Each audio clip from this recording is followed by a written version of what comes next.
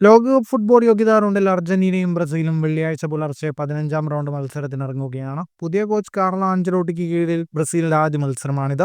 ഏറെ നാളുകളായി നേരിടുന്ന തിരിച്ചടികൾ ആഞ്ചലോട്ടിയുടെ തന്ത്രങ്ങളുമായി മറികടക്കാൻ ഇറങ്ങുന്ന ബ്രസീലിന്റെ എതിരാളികൾ ഇക്വഡോറാണ്. മത്സരം തുടങ്ങുക ഇന്ത്യൻ സമയം പുലർച്ചെ 4:30 ഇക്വഡോറിന്റെ ഹോം ഗ്രൗണ്ടിൽ.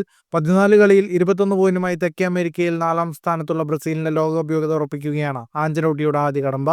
എതിരാളികളായ ഇക്വഡോർ 23 പോയിന്റുമായി 2-ാം സ്ഥാനത്താണ്. തന്റെ ആദ്യ മത്സരത്തിനുള്ള ടീമിൽ നിന്ന് നെയ്മർ ജൂനിയറെ ഒഴിവാക്കിയ ആഞ്ചലോട്ടി സീനിയർ താരം കസമീറോയെ തിരിച്ചു വിളിച്ചിട്ടുണ്ട്.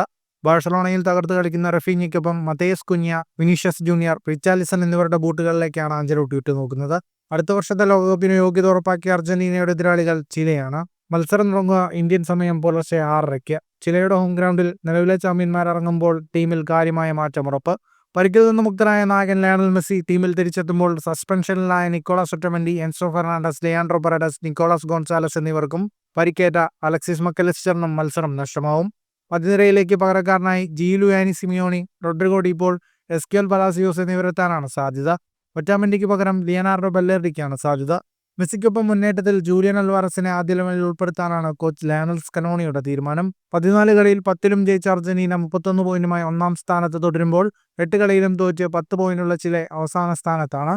മറ്റു മത്സരങ്ങളിൽ കൊളംബിയ പെറുവിനെയും ഉറുഗ്വേ പരാഗ്വേയെയും വെനസ്വല ബൊളീവിയയെയും നേരിടും. 21 പോയിന്റ് വീതമുള്ള ഉറുഗ്വേ 3-ഉം പരാഗ്വേ 5-ഉം 20 പോയിന്റുള്ള കൊളംബിയ 6-ാം സ്ഥാനത്താണ്. പോയിന്റ് പട്ടികയിലെ ആദ്യ 6 സ്ഥാനക്കാർ തെക്ക് അമേരിക്കയിൽ നിന്ന് 2026 ലോകകപ്പിന് നേരിട്ട് യോഗ്യത നേടുമ്പോൾ 7-ാം സ്ഥാനക്കാർ പ്ലേ ഓഫ് കളിക്കും. ഫുട്ബോൾ ലോകത്തെ കൂടുതൽ വാർത്തകൾക്കും വിശേഷങ്ങൾക്കുമായി സ്പോർട്സ് കഫേ സബ്സ്ക്രൈബ് ചെയ്യുക.